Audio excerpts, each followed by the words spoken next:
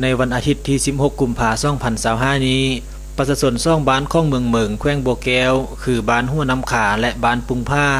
ได้รับเครื่องช่วยเหลือจากคณะนำของภาครัฐซึ่งนำพาโดยท่านดร.คำพญาพรหมปัญญา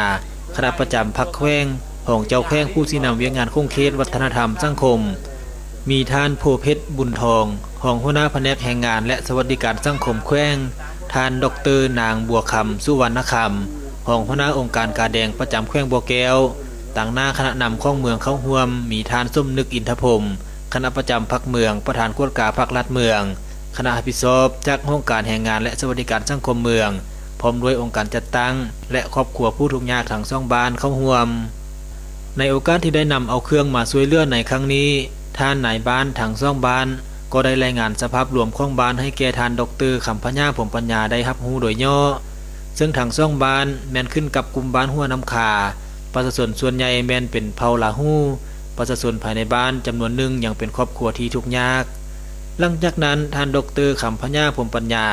ก็ได้ให้เกียรติอบรมต่อพ่อแม่ประชาชนก็คือองค์การจัดตั้งบ้านต้องเป็นเจ้าการในการสร้างความเข้มแข็งเพื่อพัฒนาครอบครัวของตนเองปฏิบัติตามแนวทางนโยบายของพรรคของรัฐที่ได้วางออกองค์การจัดตั้งบ้านก็ให้เป็นเจ้าการในการช่วยเหลือครอบครัวที่ทุกข์ยากชอกหูบัญหาที่กดน่วงทวงดึงการพัฒนาของบ้าน